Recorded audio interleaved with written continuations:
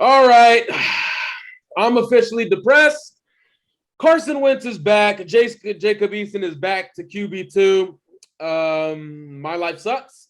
So let's get the show started. We have Zach Hicks of Sports Illustrated. I mean, him and I share an equal love for a player we will get into here in a little bit, but y'all already know how it goes. The great Zach Hicks. Zach, before we get to this other clown here in the show, we got to, the fans already know you, man. How you been? Been good, man. Can't complain too much. Just trying to, survive the off-season craze, especially this year. I feel like the preseason highs and lows that we usually get from fans and even writers this year, so many writers too, of Zach Wilson throws one good pass in the preseason and now everyone's wanting to change their entire takes on the guy. And it's like, I'm just trying to survive these highs and lows right now, not try to get too high off of preseason. I know we all miss football. We all missed the preseason last year, but it's a little crazy. So outside of trying to survive that, though, I think I'm doing pretty good. Ready for, Cole's regular season to start here in a couple weeks. Hey, I thought the most annoying type of sports writer were the ones that would just stick to their guns no matter what happened. But watching the people just flip-flop this offseason, not to at a specific Colt beat writer, but the ability that some of these guys have just to have no pride in what they say and just flip-flop 2 days later like nobody read the other piece. It's impressive. I wish I had that type of confidence, I guess. Or calling someone in your comments saying that oh, you clearly can't read, and then the person's posting a screenshot from one of their articles 2 weeks earlier that showcase that they can read and that they were contradicting. So yeah, it's maybe he was even shocked that people paid to read the article. Oh my God. No, we're taking that out of the show. We're not talking about other Colts content creators. No, we don't do that. Okay. Jesus, man. I'm just going to say it right now. I know for a fact that I will be the one sending this file over. It's not getting deleted. It's staying in there. Oh my gosh. Okay. Hey, at least I've been consistent on that matter. Okay. At least I've been consistent. Jesus. Oh my gosh. That conversation. We're about to get into the conversation. We already know what we're talking about. The QB2 battle, which everybody wanted to think it was the QB1 battle, but traditionally, obviously, it was the QB2 battle. So this past Saturday, we got to witness another victory for the Indianapolis Colts. We are undefeated. We're going to the Super Bowl of preseason.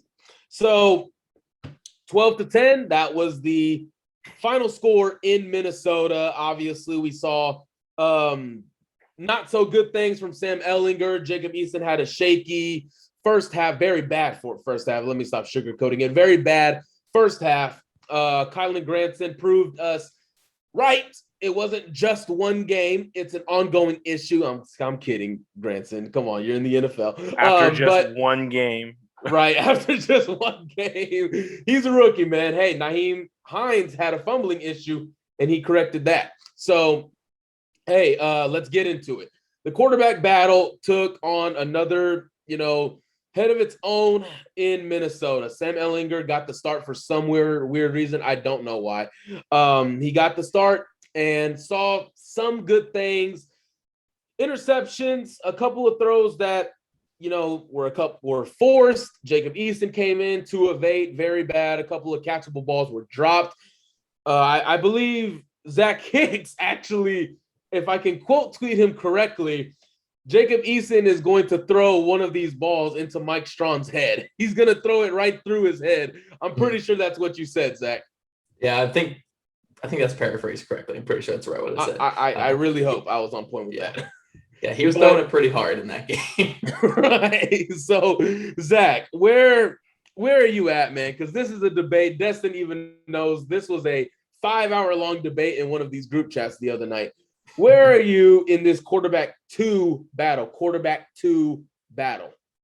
Yeah, well, I don't really think anything that would have happened in the preseason would have changed my opinion on this. I was basically the way that I always see it, the way I typically see a lot of backups when it comes to the NFL is, yeah, you want someone who can kind of be safe and move in the pocket and be mobile and stuff like that and make things happen as your backup quarterback. But when you're looking at young players, I just feel like you got to go with the one that can actually utilize the whole field and the one that has the bigger arm, the one who has the potential to actually be something in the NFL. And I love Sam Ellinger. I think he does just about every single thing right as a quarterback. Great mechanics, great pocket presence for the most part. He has a good mobility, just so many good things. He's very clutch. I mean, I know it's something that you can't really analytically prove is the ability of like clutch and momentum and stuff like that. But he, at the end of games, he just steps up and he makes things happen. So I really do like a lot of Sam Ellinger. It's just at the end of the day, that arm is going to limit so much what you do. And I think we really could see it in that game on against Minnesota. It was even the plays that he was completing passes. You could see how long the ball took to get there. And part of me thinks when you play a real NFL defense, because preseason football is not real NFL defenses. We're going to throw a basic vanilla cover 2 at you. We're going to mix in some basic vanilla man coverage with a single high safety. That's all it is. There's no real coverage thing. When you're really dropping guys back and you have guys driving on outside routes and stuff like that, Ellinger's arm's just not going to hold up in the NFL. And again, I like so much what he does. I just think that limits so much your offense. It really makes your offense have to operate in between the hashes. You can't really attack outside the hashes. So unless Ellinger came out in the preseason and was fitting in every single tight window throw and throwing with great velocity, there was really nothing that was going to change my opinion on who should be the backup quarterback. I just would rather roll with the guy who, at the very least, Jacob Eason, even if, there are issues with the pocket presence, there's issues with the happy feet. We saw a lot of that actually in this past game. The happy feet, even in the second half, were bad. And actually, the only balls that he really took velocity off of his passes were the passes where he was jumping in the pocket or he was not set correctly. And those were actually some of the ones that he completed because he was throwing them a little softer. But, there are a lot of issues with Jacob Eason that he has to improve on. But just from a schematic standpoint, when you're a defense having to prepare for a quarterback, you have to cover so much more of the field with Jacob Eason, even if he's maybe less accurate or can't really get out of the pocket as much. You have to be more aware of the field, where Ellinger, you're just kind of limited hash mark to hash mark. Yeah, when it comes to the arm power, I think a lot of people read into it sometimes as you're saying, if said guy doesn't have a elite arm strength, that he's not going to be able to make it in the NFL. That's not exactly the case with Ellinger. It's just your arm can't be a liability. Yeah, and I don't mean to interrupt you, sorry, but if you have an arm like Ellinger or an arm like Drew Brees last couple of years or Phillip Rivers last couple of years, there's only one way to mitigate that, and it's being elite on the mental side of the game. Absolutely elite. Phillip Rivers knew where the ball was going to have to go before every single snap last year. I mean, that's Phillip Rivers. He knew. He knew. I mean, there's a call where he called out the Texans blitz and the wrong guy was blitzing before the play. And JJ Watt was like, yeah, absolutely. He's actually right. We messed up that blitz. You have to be elite on the mental side. And Ellinger is a rookie quarterback. He's not going to be there mentally. And I think we actually see a lot of issues in the preseason of him only kind of sticking on that first read quite a bit. So yeah, it's just that it's going to be tough for him. Like you said, it can't be a liability, and it is right now. Because there's been multiple guys that have come to the league that definitely don't have that elite arm strength. I mean, you could even say that they're in the middle of the pack of even being good with arm strength. Alex Smith was never a guy that was going to go out there and throw the ball 65 yards in the air. That was just never his game, but he had success in the NFL. And to me, it was because he was still able to make those middle of the field type throws, those medium range even. And to me, watching Ellinger, watching him in college, I just didn't think he was going to be able to do it. I still think he improved my outlook on him during preseason. Now, when I last week I said this, and if you follow me on Twitter, you saw it. I literally said a month before the draft, whoever took Sam Ellinger was going to be the worst pick of the draft. To say that my outlook improved, it really could only improve. I was a pretty low area on him. Him and Jake Fromm as quarterback prospects have just been my least favorite two to watch on film. Both in preseason have had games where they looked like they could belong as a backup in this league. Now, the issue comes in that I just think Jacob Eason has more of the unteachables. I think a lot of what Jacob Eason's problems are, you can fix with the right coaching and the right player just being able to willingly fix those things. Where Sam, I think, like you said earlier, I think he has a lot of the things that you want a quarterback to have, where, like you said, he was clutch. I think mentally he's stronger than Eason. It's felt like that recently. And when you listen to each of them even talk about the most random questions asked from reporters, not even football related, Ellinger was just always so much more poised with his words. Like he could be a politician almost. He's just very good at going through those questions and answering them the right way, knowing that it's going to get clipped out and posted somewhere.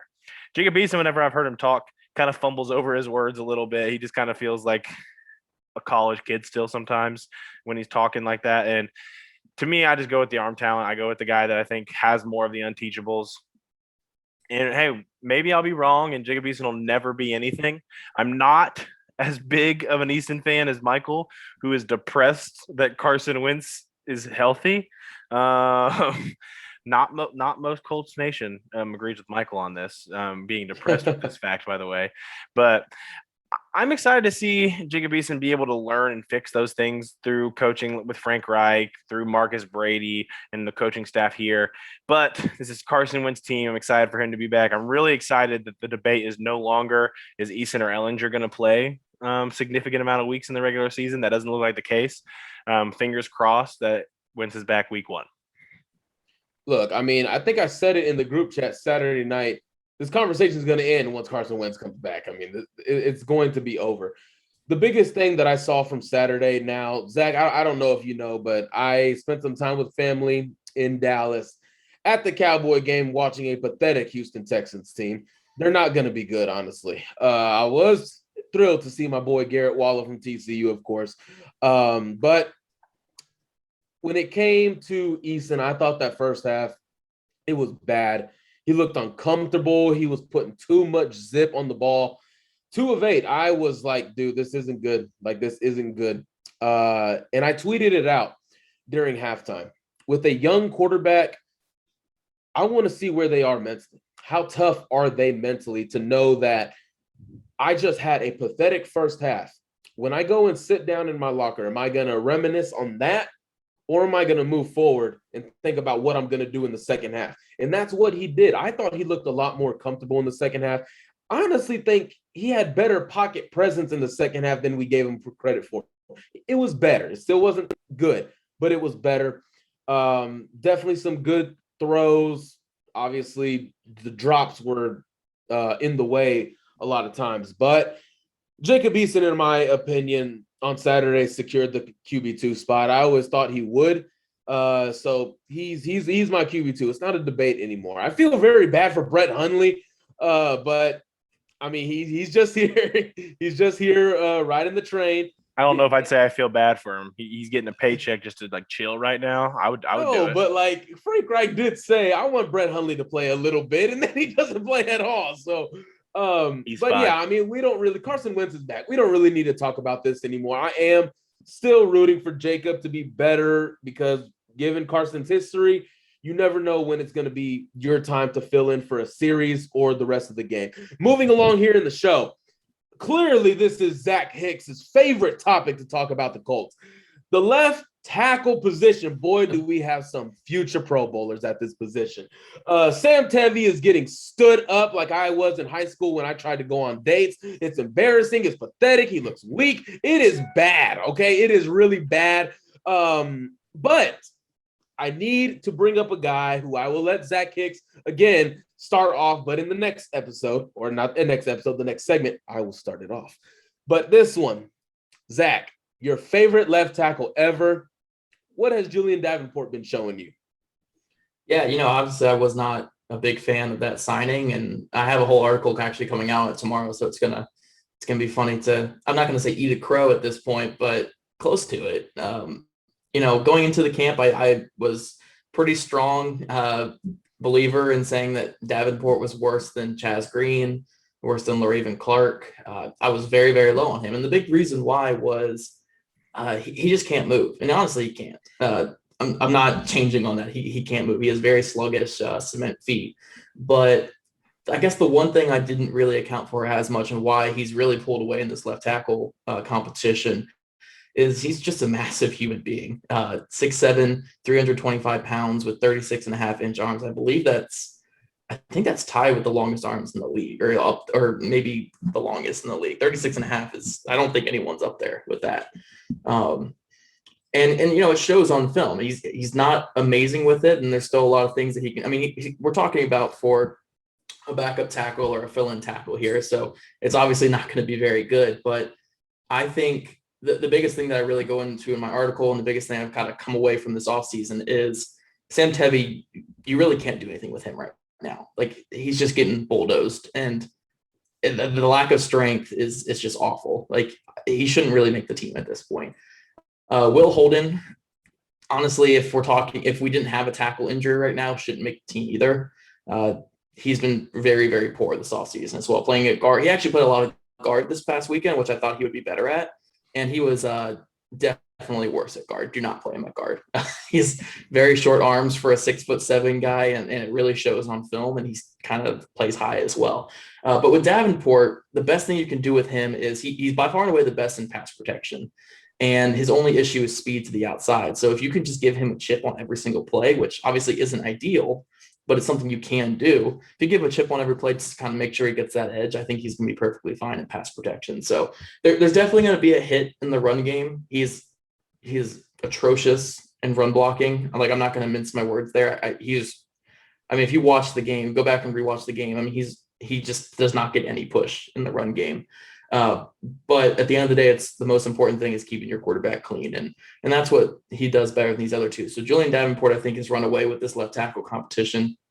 I don't even think the other guys should be getting first team snaps at left tackle in practice. And I don't really think they have in the last 2 weeks. I think it's all been Davenport from what we've seen with camp reports. So, I'll eat a crow at this point. I think he's played a lot better than what I thought he would. And he's really solidified his spot as that left tackle early in the season. So I'm glad that one of these guys separate themselves with, at least decent play. It wasn't one guy separated because he wasn't atrocious, or like that all these guys are atrocious, but he's the least atrocious. Like, he's actually played decent in the preseason. He's been head and shoulders better than the other two guys. So I'm glad that someone has locked down that spot at least. Yeah, I mean, for a while, everyone was talking about like the biggest issues the Colts were going to have cutting the roster down was going to be receiver, so many guys, the defensive line, so many guys. And then the left tackle spot's just been, we don't want to keep any of them. It was just going to be like, who's going to make the roster because somebody has to. But like you said, I thought Davenport did look really well in this Viking outing, at least, like you said, in pass protection. Now, I just have to talk about Sam Tevi because the good thing for Davenport is he's not had to run away with it. He's really been able just to like pace himself and jog away with it. Just because Will Holden, I think, has surprised me how poorly he's played. Just because I felt like he showed at least some potential in that Pittsburgh game last year when he had to come in. Now, the thing that sucked for all these guys is the Quentin Nelson and Ryan Kelly injuries. Just because we've not been able to see who it would have been the easiest to be able to hide or help in those rails with those two other elite guys right next to him. Those guys haven't been out there. So they've been, I'm not an anti-Chris Reed guy. I know you're a big Chris Reed guy, but Chris Reed next to Davenport, Tevi, or Holden compared to Quentin Nelson is a significant drop. So it's just the big thing here is that I wish we would have been able to see a little bit of the healthy offensive line to be able to figure out which of these guys would have been the best fit.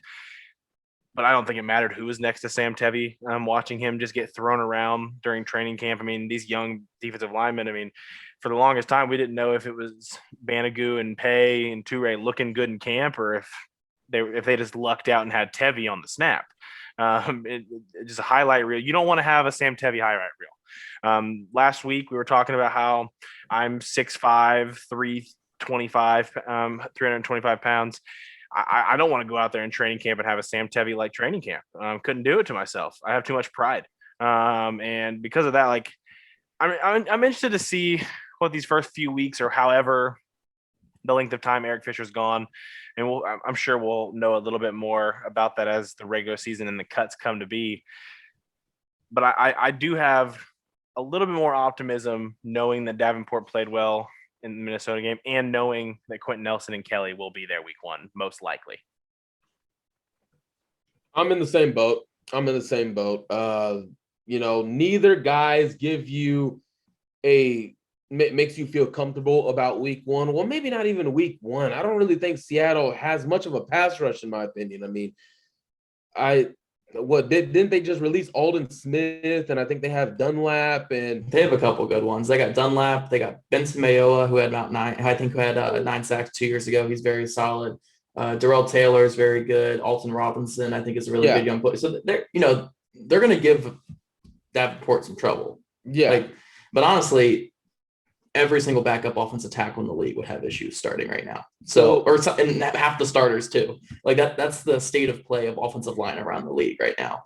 So as long as you could say like this guy can be like meh or even below average, we'll take that. Like that's all you have to hope for. I mean, we've seen LaRaven Clark and Chaz Green play snaps at left tackle for us. So as long as you can say like, this guy can be slightly below average, like that's a win.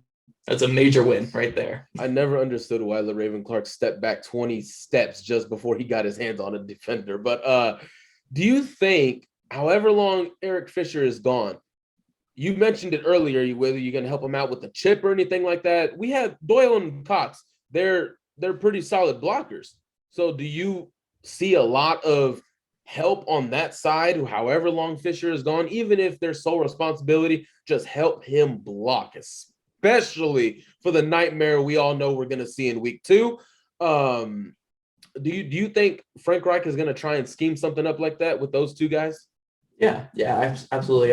I actually wrote an article about it, I think, for Sports Illustrated when I first got up there, when I was doing those fan question film rooms. Someone asked me, how do you hide a deficiency at tackle? And a perfect example is 2018 with Braden Smith. The Colts never put Braden Smith in difficult situations that year at all because he was a guard playing tackle. Like there's no reason to. He did have some one-on-one blocks, but for the most part, it was combo blocks, running back chip, tight end chip, or play action away from Braden Smith to make sure that the rolling of the player, the way the play is going and pass is not going towards that deficiency. So there's definitely ways to cover it up and to hide it. The Colts have done it the last couple of years. I mean, they did it with Braden in 2018. They've done it whenever there's been injuries at left tackle as well. Outside of what was weird about like that Browns game last year, it felt like they put LaRaven Clark on an island with Myles Garrett. But besides that, yeah, they know what they're doing. They'll hide it. When you have 4 strong pieces on the offensive line with Fisher out, so you can kind of divert your attention there and kind of get your help right there. So I think they'll be fine. It's just anyone who thinks this is going to be anything better than below average is going to be a little disappointed, I think. All right, getting into a much, much, much happier topic in this show. Ben Banogu has really, really stepped up. Now, I'm not starting fire. I'm not lighting a match. I'm just saying a certain someone has been away, and all of a sudden, old boy starts whipping someone's ass. I'm just gonna put that out there. You couldn't at least not make it obvious. I'm not making it obvious. I like how he's like, don't say anything about other Colts writers, but a team person, we're gonna make a run at him. Yeah, Michael's line here, real quick, Michael. Y'all don't even know who I'm talking about. I feel like on this topic, I should go first, just because I know. Okay. We'll go with you. Okay. Because I feel like you two are definitely going to be more long-winded with it. Because I know you two are big Ben Banogu guys. I'm not going to say I've been anti Ben Banogu. I've just always been a bigger Toure guy if it comes down to just like talent production, like what I thought. Trash talk Ben Banogu. Don't lie. Trash talk is a excessive statement. But I mean, Ben was everywhere in that Minnesota game. It just felt like nobody could protect him. And it wasn't even he was only playing 4th and 5th string offenses. He played like the entire game. I think when it came out, he was at least a top 2 snap getter in the entire game. It really felt like he never came out. It just felt like he was on the field at all times. And when he was on the field, he was wrecked. He was just causing havoc. And it wasn't always sacks. But I mean, the Zach Hicks mantra, like pressures matter more. And Banogu was just causing havoc the entire day. It was really impressive to see. I felt like he was using power and speed great combo of it the entire game. That was the best thing for me to see. It wasn't just one thing. It felt like he was able to find a way to win the rep and won the rep. Now, is this something he can do throughout the regular season? I hope so. I think he went from being a bubble guy to a guy that I feel like is basically a lock for the 53-man roster now. And we'll get to that talk later. But I really do feel like this entire camp, Ben has taken himself off the bubble and just shown that the work he put in over the offseason flourished. Yeah, I think it's easy to say that Ben Banogu has taken a step, at least in his own confidence and his own, like how he looks, how he's playing. Now, it is the preseason, and rewatching the game, that left tackle clearly had no clue what he was doing for most of the game. Anytime Banogu tried an inside move, the left tackle wouldn't even get his hands up. So, there was obviously reason for pause in a way with that, but Banogu played really well. I'm super pumped for the guy. I always say it. I've talked to the guy a couple times over the years. I think he's a great dude, really hard worker. He's always put in the work, but obviously you could tell this last offseason he really stepped it up, and he's really got back to a good place mentally too, which is great to see with him. It's kind of funny. I guess I'm going to take a little bit of a pessimistic turn with this, but like one fear I kind of have is, and it's weirded me out the last two games, is why is he playing so late in these games? Al-Qadim Muhammad, right? He'll play like 10 snaps to start the game, and then he's out of there. And when you watch the game, Banogu's clearly much better. Like this past Saturday, he was way better. And maybe I think you're gonna say, but maybe it's just to get him more reps because he didn't play it all last year. Like I could totally see it being that. And maybe that's just me being anxious about something. But part of me feels like it's kind of like getting him more film so you could trade him or something like that. I'm not saying that's what's gonna happen. Right. It's just, when you see him out there with guys like Anthony Chesley and Chris Williams and Curtis Bolton at the end of a game, it's like, why is Ben Banogu out there? Why is he on the field right now? He's already shown enough. So part of that's, and obviously Michael and I know more of the story with everything. So there is a real possibility that he's not on the team going forward because of stuff. So yeah, I don't know. It's, part of me kind of is a little scared of that but at the end of the day, nobody can say that this is because Ben Banogu is not working or he's not producing. I mean, he's worked his tail off this offseason. It's showing dividends on the practice field and in the preseason game so far. And hopefully it leads to more than a bunch of healthy scratches or a bunch of 5-snap games in the regular season. I can't say that I'm fully confident in that happening with everything going on here, but Ben Banogu's earned it. So whatever happens with him, I'm always a huge fan, and I hope he's able to step up and be great. But yeah, I'm super impressed with how. The real reason that Zach is anxious is because Isaac the Monster Rochelle is there waiting to take those snaps. That's what it is, Zach. Just tell the people. Do you want to get kicked out of this podcast or something? Well, I will say Rochelle was playing at the end of the game too, so I mean that kind of would go against my point.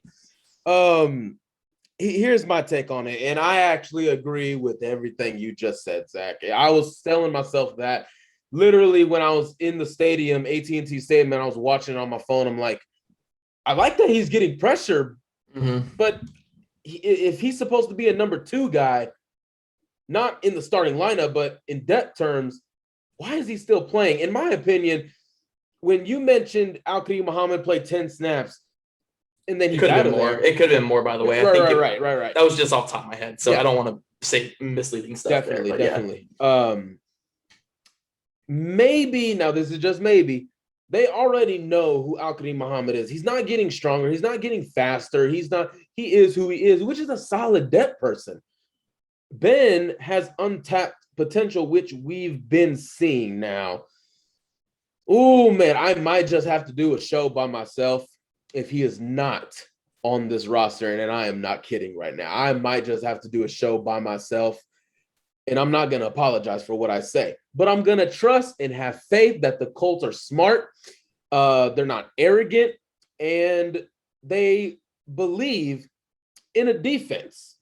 I'm not even gonna get into it. You but will not see that uploaded at the Blue Stable, listeners. I will say elsewhere. I will bring my first ever podcast back. Just the last thing I'll add on Banigou, and the more likely scenario is that they were just trying to get him some play out there, because he didn't play at all last year. They want to see, how this training camp could carry over, because he had a good game against Carolina as well. Mm-hmm. So they probably just wanted to see him out there get some more runs, especially in a situation where the Vikings were going to be throwing the ball a little bit more. And the hope is because of that big game, he solidified his roster spot. I think that's more likely than the pessimistic view that I view it from. Definitely. But I do think that that's a possibility. Like Destin said, I think he should be a roster lock after that game. And I think it's all he possibly could be one right now. But part of me still wants to kind of leave him on that bubble because of stuff we can't talk about. Yeah, I mean, I don't blame you, man. I don't blame stuff I'm not allowed to talk about. Yeah, I would love to see him as a scratch for this next game. Hopefully that's a good sign. You don't usually see that with number 2 guys. But hey, I mean, when you really look at the other options, Jesus, Isaac Rochelle or Ben Banigou, that's like, man, what is that? Like Morocco Brown said, that's the difference between Starbucks coffee and hotel coffee. Like that's just obvious. But we love you, Ben. We're big fans over here. We're rooting for you. Now it's time to get into probably the bigger news of the day. Carson Wentz, Ryan Kelly, Quentin Nelson are back at camp. The true QB1 Ginger has returned. Carson Wentz, guys, we all saw the film. Carson Wentz looks great, and not in terms of just talent, because he still does, but in terms of just physical appearance, the way he moves, the way he was running, it's like he didn't have anything happen to him, especially in a foot surgery. The fact that he was bouncing the way he was, and of course they're going to have him limited, get the foot back to, that physical movement, have him limited for a week, and then I'm pretty sure the next 2 weeks he's going to be full to go. So what does this mean? I'll start with Destin on this one. What's this mean now that these 3 huge pivotal keys to this offense are back? Well, firstly, the 5 to 12 window just looks even more laughable, in my opinion, just like looking at this right now. I mean, we're 3 weeks from week 1, and we saw guys out there.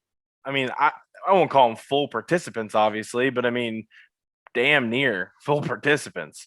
I can't imagine a guy that was out there doing what we saw Carson doing today with 3 weeks to get right and get out there is not out there week 1. I'd be shocked.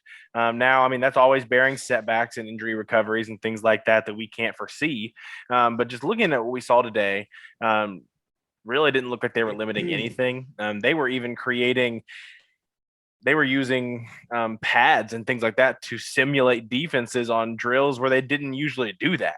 It just really felt like to me that they're really banking on him being out there week 1, which maybe is the reason they were so eager to let Eason and Ellinger play like they did, as much as they did, like battling in a sense, just so they can see what they have in the backup quarterback room, because they really never had an indication that either of them would be playing week 1. I'm really excited to be healthy, because especially for that Rams game, the Seahawks game, a lot of people don't understand that Seahawks defense, even though they lacked talent at times in the pass rush department, are just a very creative bunch on the pass rush. And it's gonna be tougher than people imagine. So having Quentin Nelson and Ryan Kelly there are gonna be huge. Both guys, Nelson, who I think is the best at his position, Kelly, who I think, in my opinion, should be locked into that top 5 in the center spot. So it's really big to have all 3 back. Obviously, Carson is going to take all the headlines today, especially when you have beat writers writing their 5th quarterback story in 3 days with 5 different narratives. But, I mean, Carson was going to take the front seat. But, I mean, seeing Quentin already out there, especially from the same injury, again, 3 weeks to go until week 1, it's hard not to be optimistic. I mean, they had a bone removed from their foot. That's crazy. Anyone that saw Quentin Nelson's Instagram post, you knew this dude was not going to miss time. Come on. Oh, yeah. Zach, I'm not going to speak on the 5 to 12 thing. I think I'm going to dive into that a little bit more with other stuff. But I will say that is great to see him out there, obviously, especially after watching this past game of 12-10 football with, Eason was okay in the second half, but outside of that, quarterback play was pretty bad all around for the Colts. So it would be great to see him out there, especially, with a healthy Quentin Nelson, healthy Ryan Kelly, hopefully serviceable Julian Davenport. I just think, it's good to see him out there, because I've always said this is an evaluation year. You want to evaluate what you have, and the biggest evaluation part of this entire year is Carson Wentz. So the more games, the better, even if it costs you that first round pick. So I'm excited to see him out there and see what he can do. And I do think that what I've been kind of telling people is this is just me speculating. It's not me with any sources on it, but I'm expecting him to be there for week 1. At the latest, I would say week 3, he's back. Because I think if he misses week 1, there's no reason to play him week 2. Because, if you're going to sit him against the Seahawks, why would you play him against Aaron Donald? But, get him back for that week 3 game against Tennessee, I think makes the most sense. So I could see them holding him out until then, until the game against Tennessee. But I think he'll be back week 1. Well, the downside of us not keeping that first round pick is it takes us out of the Derek Stingley sweepstakes. That's the biggest thing. So, I don't think you understand how bad we need to be in that sweepstakes that you're wanting to be in. I mean, your guy Ellinger needs to start all 17. Thank you. Pittman, go on vacation. Hilton, go on vacation. Go. Yeah. Hell, freaking Brian Baker, you're a defensive line coach, but why don't you call plays? Come on, Derek Stingley time. But I mean, I don't think we have anything else to discuss on this. I mean, yes, I love my man Eason. I wanted to hype him up so bad. I mean, I do it pretty good, but you could not pay me enough to try and convince you that Sam Ellinger was going to be a starting quarterback in the NFL. But Carson Wentz, QB1, he is here. And I mean, hey, he just might be out there week 1. So, guys, are we ready for some predictions here? Hey, we are ready, but real quick, this next topic is sponsored by One Call Technology.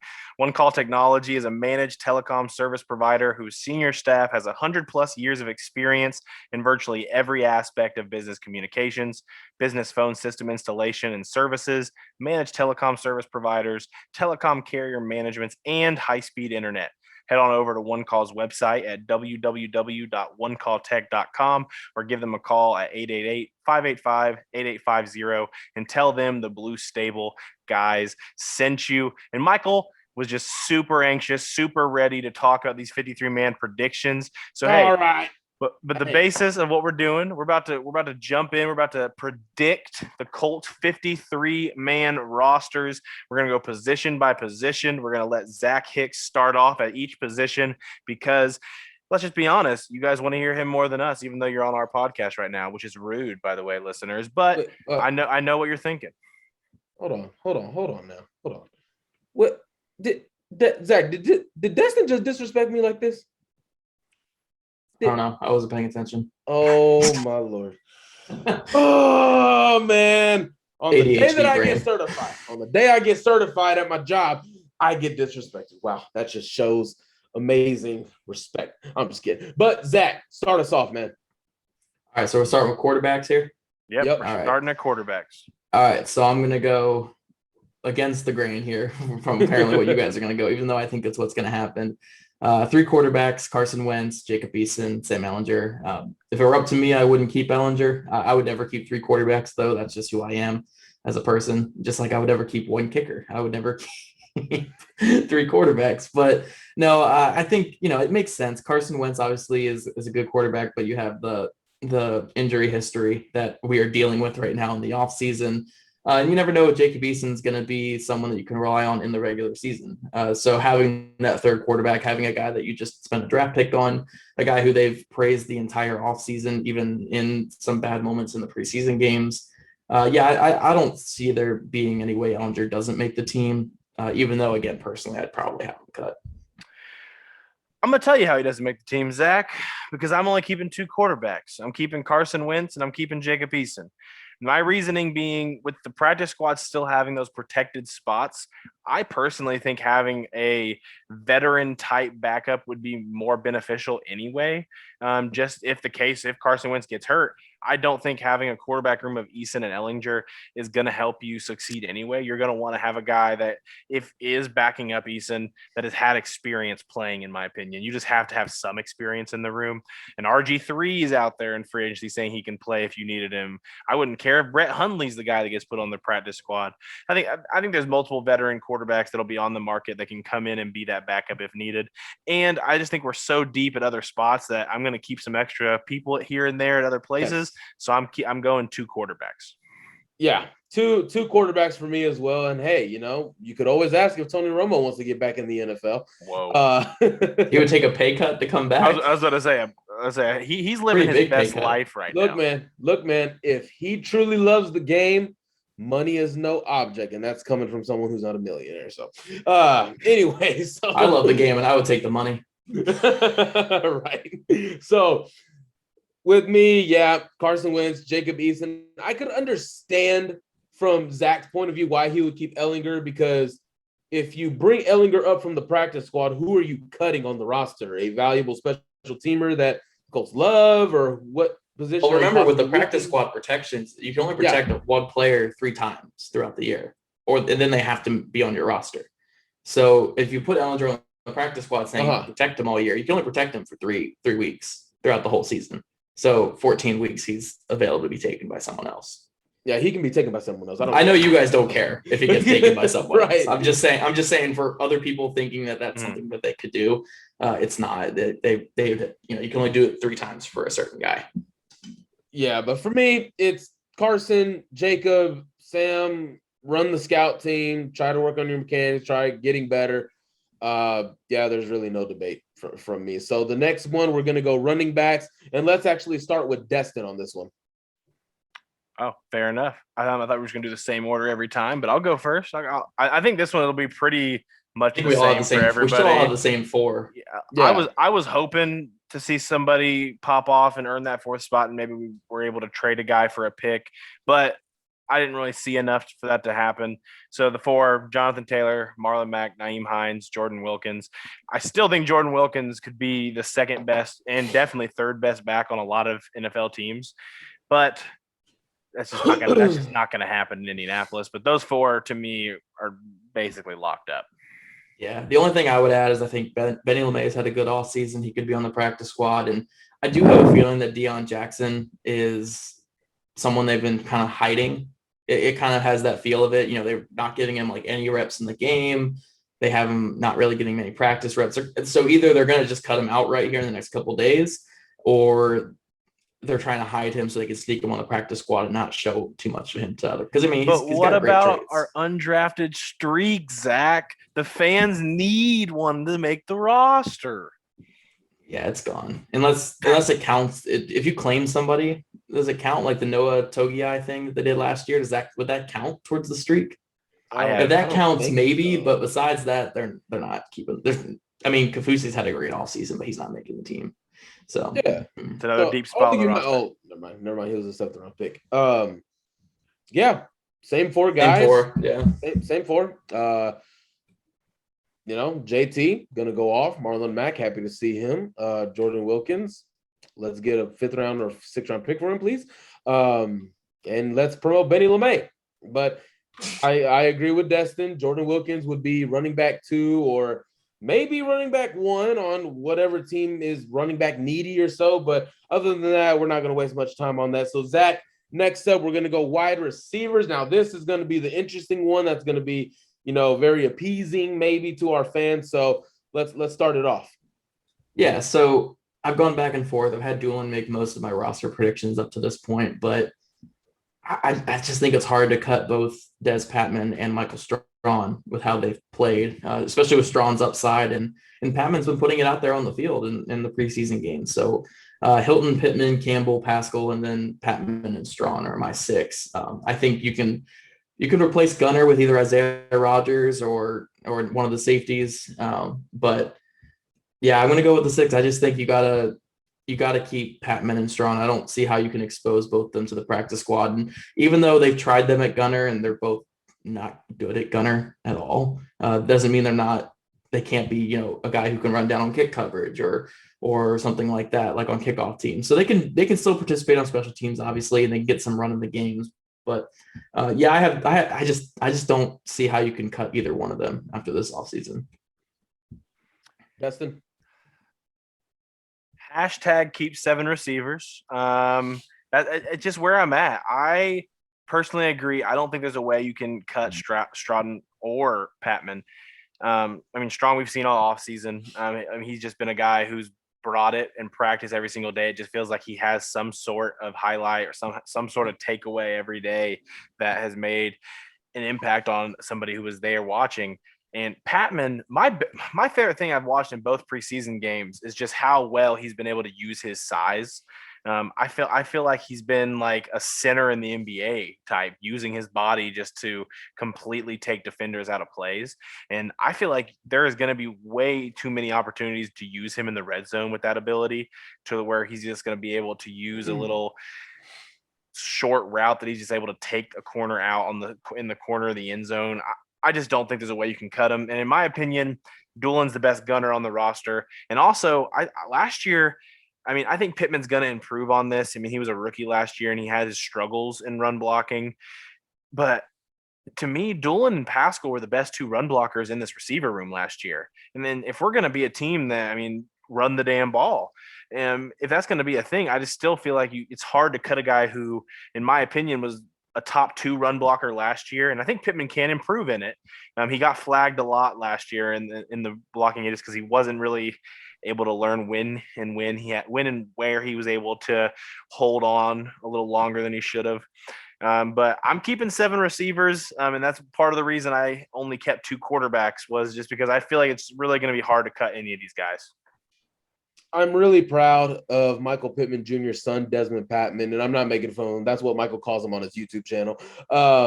Clearly, Patman has been working with Pittman this offseason. He's been able to take some pointers, some tips, obviously from him, T.Y. Hilton. They've been working all offseason together and with other players in the league. So I'm all the way with Destin on this one. And I think I even mentioned it maybe 3 weeks ago, or even last week with Joel on the show. 7 receivers. That is a legitimate discussion that needs to be had. And look, I'm with Zach on this one. I don't see a need for Doolin on this roster. Yes, gunner is important. The Colts love special teams more than any other team in the league. But when we talk about special teams, man, George Odom just made all-pro special teams. Doolin did it. Every punt, kickoff coverage, I saw Zaire Franklin making plays, not Doolin. Come on. Yes, he's a blocker, but no running routes, no catching passes. Hell, even in the preseason, he doesn't do that. So, I don't see a need for him, but I have come to the realization that he's going to make this roster because the Colts value that gunner spot a lot. I honestly don't understand. The part that got me with Zach is that you would replace Doolin, who is a physique freak, with Isaiah Rodgers. That's crazy to me. That's too different. Well, I was going off of the last preseason game that had Rodgers doing gunner the entire game, and he was the first one down there by far every single time. But he was on the side that always had 1 blocker instead of 2 because he wouldn't be able to go off the line. Honestly, the only change I would have in mind, I would put Zach Pascal over Paris Campbell. Is that realistic? No, but I'm a guy that likes to give, credit to guys that have really worked on their stuff. Zach Pascal has really become a fine young player, and he's my wide receiver 3. I fully expect Paris Campbell to be out there, but I want to give him his credit, his dues. He's worked hard. He's kept his mouth shut. He's gotten better every single year. And Doolin, he's going to be here. I don't care if it's number 6 or number 7. He's going to be on this team. Strawn, Patman, they have to make this roster, man. They're just they have talent. I like Patman more than Strawn, in my opinion. So I'm there on the wide receivers, unless we have any other wide receiver talk. I just realized that I didn't really say any of the names, but T.Y., Pascal, Pittman, Campbell, Strawn, Patman, Doolin. I'd keep all 7. Yeah. We're there with you. So At tight end, I'm pretty sure we're probably going to get the same thing. So, Zach. Yeah. Zach, I think we're all going to. Yeah, I think we're all going to be in the same three here. Doyle, Cox, and Granson, in pretty much in that order too.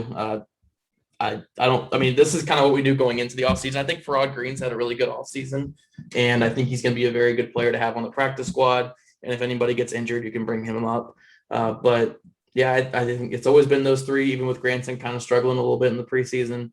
But he's going to be tight end 3 who maybe plays 10, 15% of the snaps, so it doesn't really matter as much. So that group's, I think, pretty set in stone. Yeah, same 3: Doyle, Mo Cox, or who I like to call Michael Terrazas' favorite player, and Kylan Granson. I mean, most rookie tight ends don't really get much work in their rookie season. It's just not known. It's a position where it really does take time.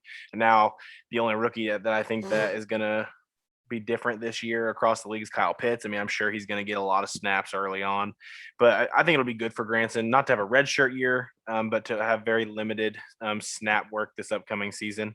But hey, if we're only keeping 3 tight ends, he's going to be out there. Yeah, I'm there with you. And again, I am making a change to my depth chart. Mo Cox is my starter. I want him to get more reps. I love Jack.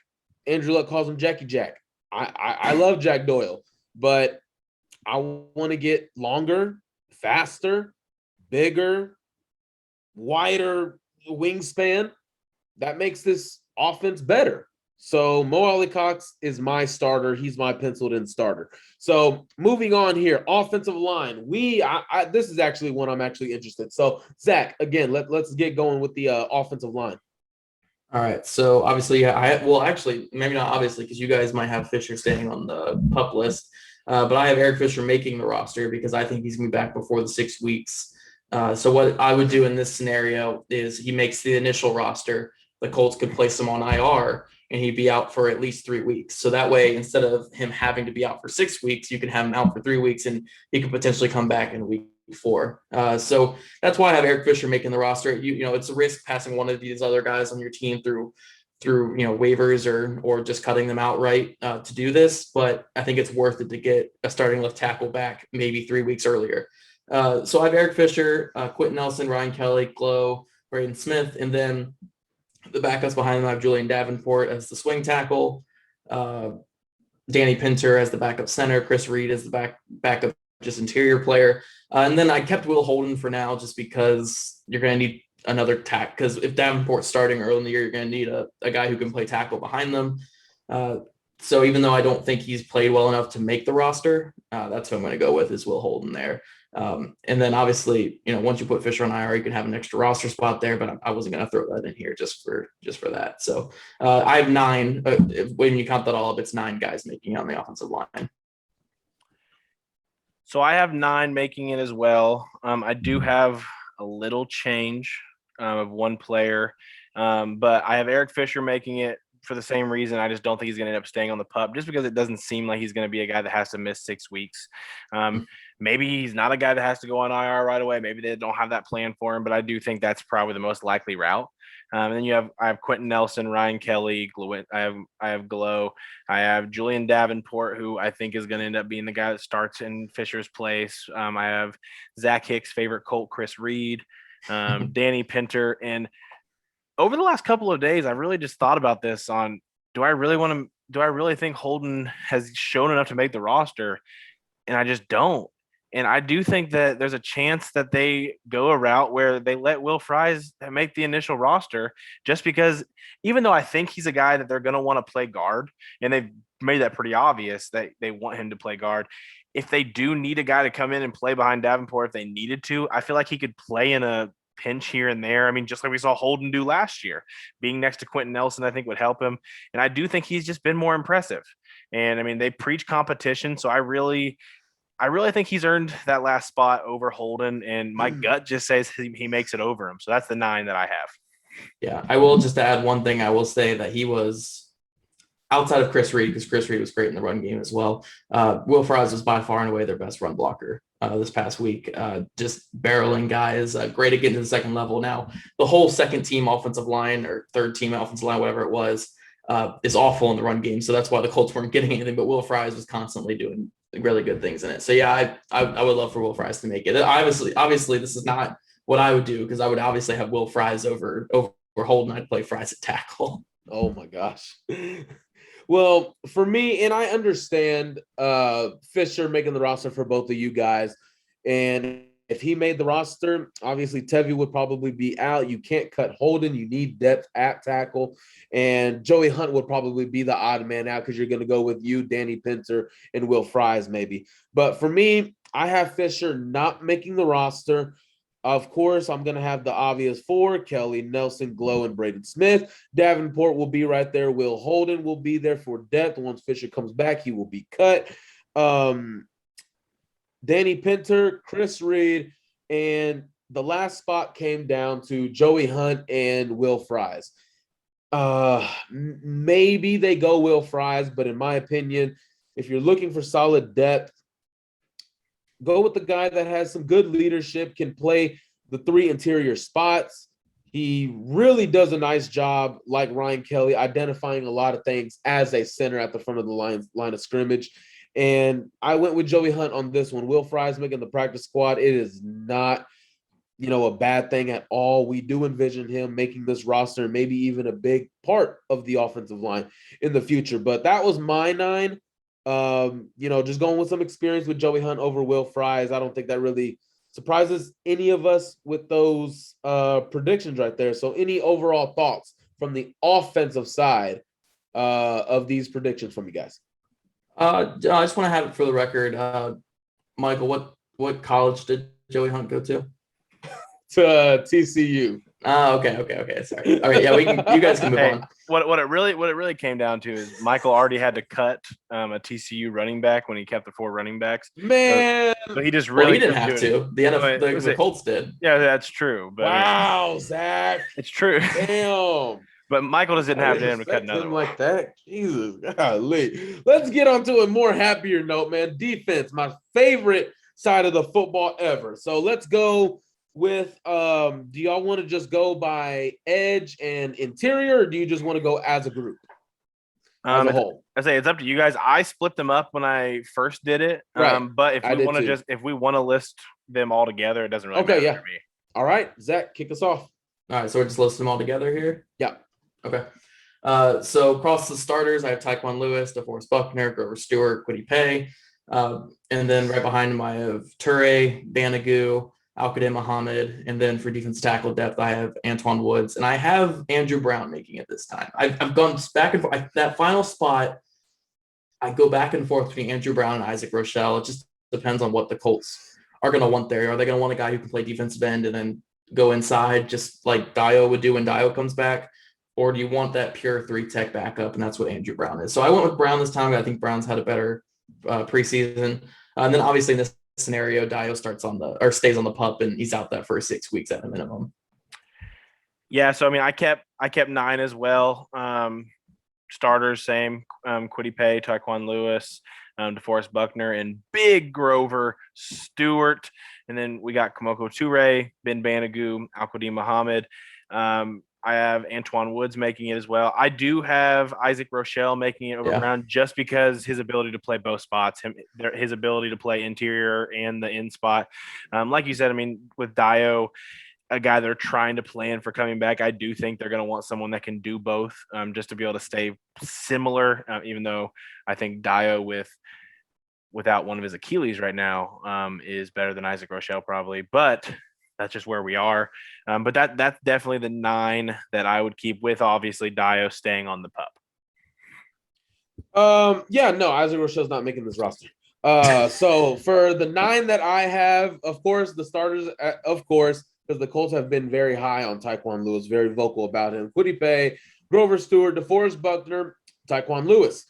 My backups are Kemoko Toure, Ben Banigou, Andrew Brown, and Antoine Woods. I really like Antoine Woods. I was excited when we signed him for him to be the backup of Grover Stewart. He was, the heart and soul of the Cowboys defense was not very good at all. So he's going to be a backup, which is a good thing.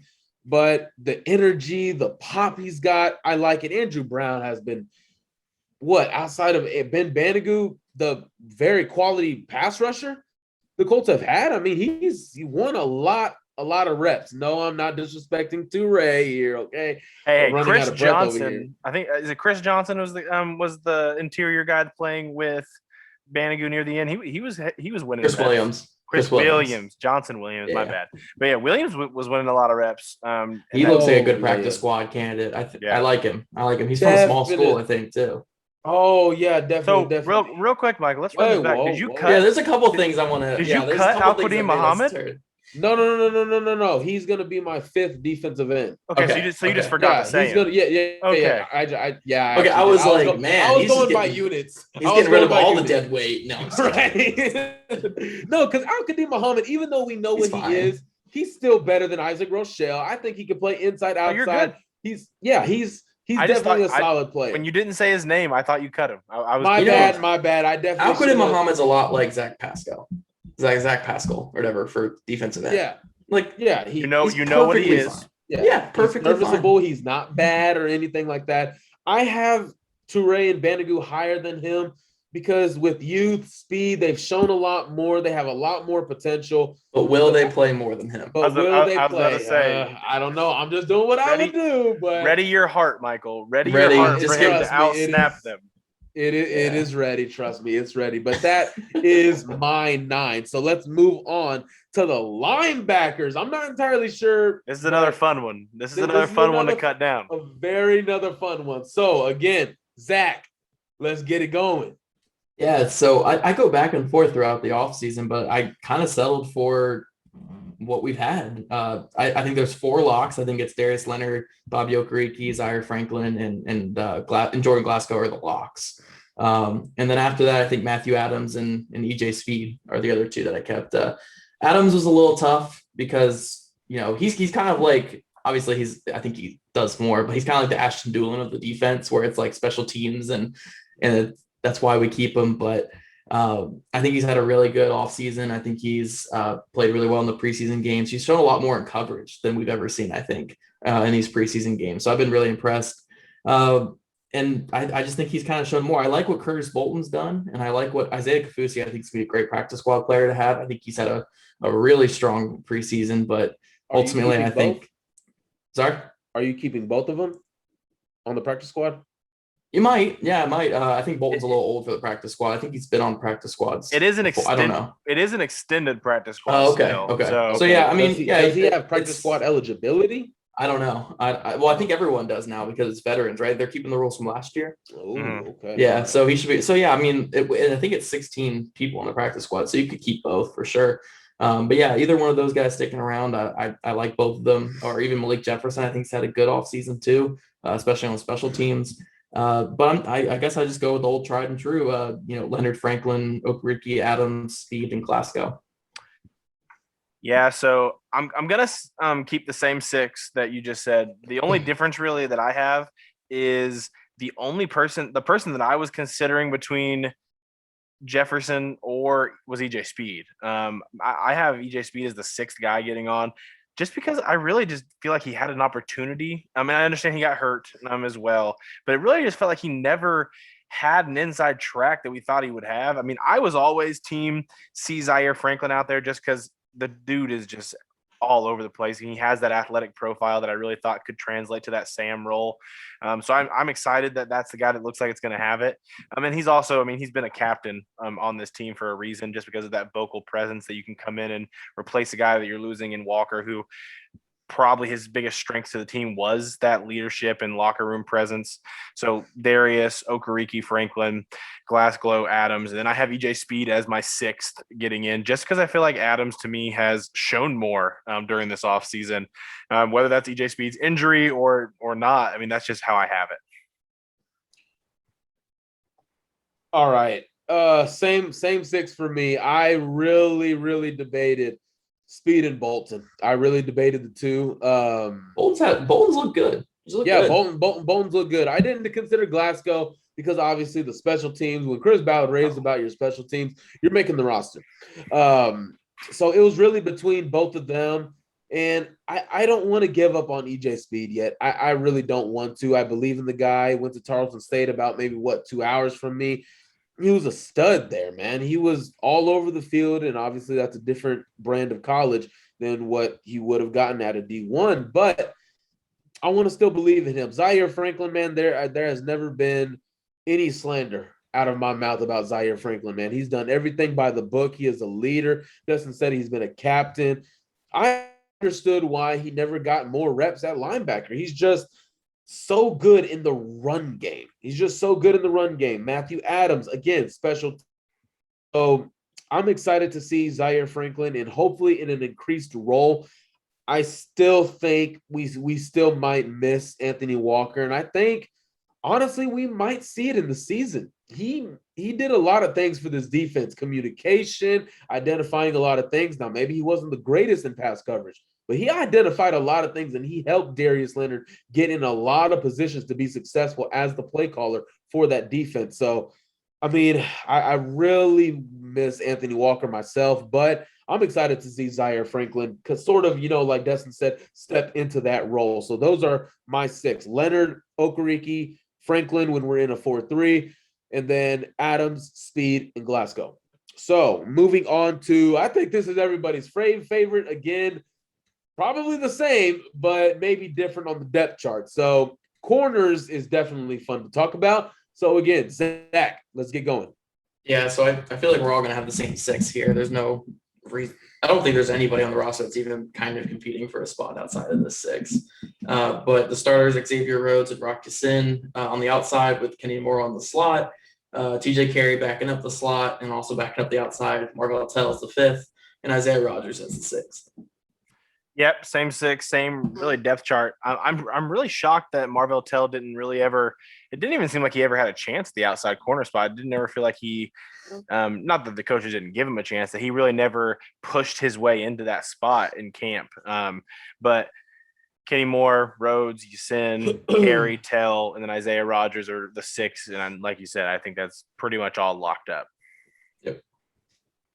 Yeah, for me, my depth chart, same 6, but the depth chart's going to be different. Obviously, Kenny's going to be the nickel. Xavier Rhodes is probably going to be our number 1. But I'm going to keep Rock Ya-Sin as the number 2. Look, man, your 3rd year, we know what TJ Carey is. It's time to put up or shut up, man. Step up or you're going to be on the trade block. And get it together. Get your stuff together. Turn your head around in coverage. Stop getting so damn handsy. Stop trying to suplex people like you're in the freaking WWE and play some goddamn football.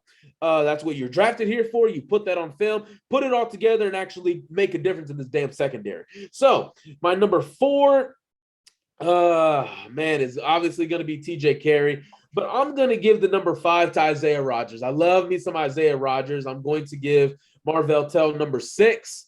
None of them have done bad things. I have nothing bad to say about either of them. I really do like what Isaiah Rogers has shown this preseason, though. I like it more than what Tell has shown. I think Isaiah Rogers, man, I think he does have a chance to potentially be a number 3 or 4. I don't think he'll be number 1 or 2, but as a solid 3 or 4, man, I see that in him, and I am definitely rooting for him. So that is my 6 and my depth chart. So moving on to the safeties. Now, this one, again, I envision will have the same 4 or 5. So, Zach, would you do the honors? I think we all have to have 4 here. I don't think we can have. I would say I think we can only all have 4 here. But no, I have Kari Willis, Julian Blackman, Andre, I think it's Sacher or whatever is how you say it, Sacher. His wife follows me on Twitter. His dad and his mom follow me on Twitter. They're really nice people, and they always try to correct me and be very nice about it. But what you're saying is you feel pressured to make the roster right now. No, I love his game, dude. I'm gonna write a whole article on him again. I love his game. I think he's had a great offseason. It's a great offseason for a guy. I think he's 26 now. So he's been around the league a couple times, 25 or 26. And he's had a lot of opportunities, but he really is embracing that kind of Roland Milligan role from a couple of years ago, backup nickel, backup safety for either free safety or strong safety. He's played them all better than the younger guys we've had in there. So my fourth safety after that is just George Odom. Obviously got to keep him, all pro special teamer guy. So yeah, I do have rookie Sean Davis missing the roster. There's literally nothing he's shown in college film or in on preseason film that's impressed me. So practice squad, maybe, to see why you drafted him and see what you can do there. But I don't see the point in keeping. I do like a little bit of what Ibrahim Campbell's done this preseason. I like him as a box safety, a strong safety type. So maybe put him on the practice squad with the eligibility stuff. But none of those guys have really challenged Andre Chachere for me. I think he's played well. Well, Campbell is the punching bag for Michael Pittman, apparently. So, yeah, you tell yourself Pittman won that fight. Okay? You tell yourself that. All right, Destin. I have the same four: Willis, Blackman, Odom, and Chachere. I think it's Chachere. It's like an S. Hey. Yeah, Chachere. I have a hard. I know that I have the spelling down because I'm like you said, he's had a really impressive offseason to the point that I've had to tweet his name out a lot. And I've really gotten the spelling down. My phone corrects it actually. If I try to mess up, it auto corrects it finally. But those are the four for me. I mean, I'm more surprised that he was able to win the job over a guy. I really felt like they signed Sean Davis, SEAN, guy who spent some time in Pittsburgh, with the idea of him coming in and playing that fourth safety role, that third safety, if you want to count it, just because of Odom really doesn't usually get a lot of snaps at safety for whatever reason it is, but he doesn't. So I thought that was the guy that was probably going to take that role. Chachere. That's how you say it. Chachere. Hey, so I got it. So it's Sash with a S. Oh, Chachere. What did I say? Chachere? Close. I don't know. Yeah. Either Chachere way, is what it is. We pronounce it just about 12 different ways.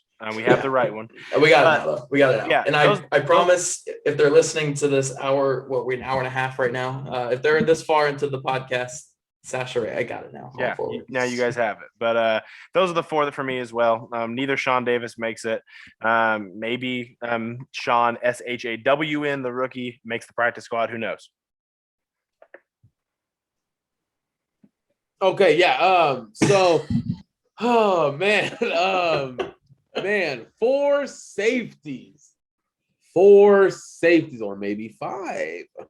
You don't have the roster space. Cut the kicker. Cut the kicker right. Yeah. No long snapper. Or just look, put dude, if we were doing what I would do, I wouldn't have a kicker. Oh my Jesus. So you're going for two every time. Yeah. Easy. All right. Or use the punter. Hard to go home. Go big or go home. I wouldn't kick. There's no field goals. No field goals. Oh, there's no field goals in Zach Hicks's NFL. No, I've been very adamant about that for years. No field goals. Right. All righty. Well, go say your safeties. My safeties, of course, are Willis, Blackman. I just don't understand why George Odom hasn't gotten reps at safety.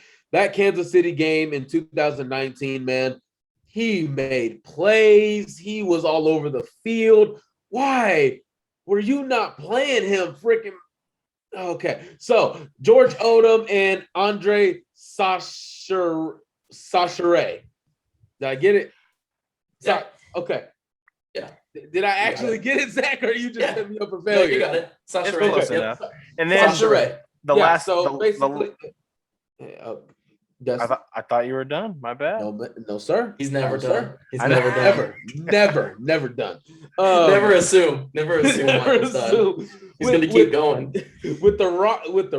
Damn it. With the rookie Sean Davis, I didn't necessarily understand the pick. It broke my heart that Washington took Derek Forrest from Cincinnati, but other than coming downhill, being a hard-hitting safety, I mean, even Chris Ballard, we saw in the draft day vlog, Chris Ballard was telling Jim Irsay, we're getting the safety hard hitter, speaking highly of him, and with Zack hasn't really shown much.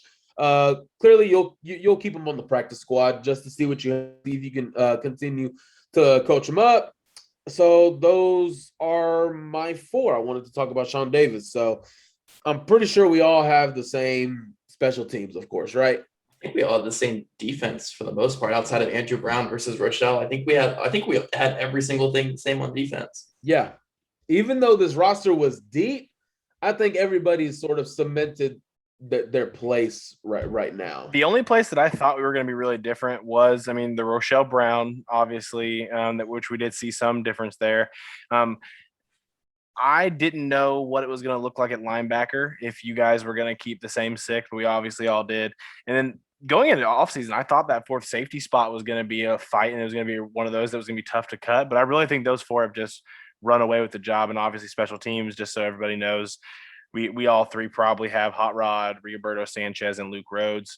And hopefully the Colts find a sorry team that's willing to trade a seventh rounder for Eddie Pinheiro. Even if it's a 2025 seventh rounder, I don't care. Just give us a pick. I'll take an Amazon gift card. Are you serious? Oh, the disrespect. If you're gonna cut them, what's the difference? That's zero. At least on Amazon, you get 2-day delivery. Who cares? It's special teams. It's a kicker. I like special teams, right? Only kickers. He's done what he's supposed to do, so maybe he'll land on his feet somewhere. Other than that, I don't think we have anything else for the show. I don't think so. Anything from you, Zach, Destin? No.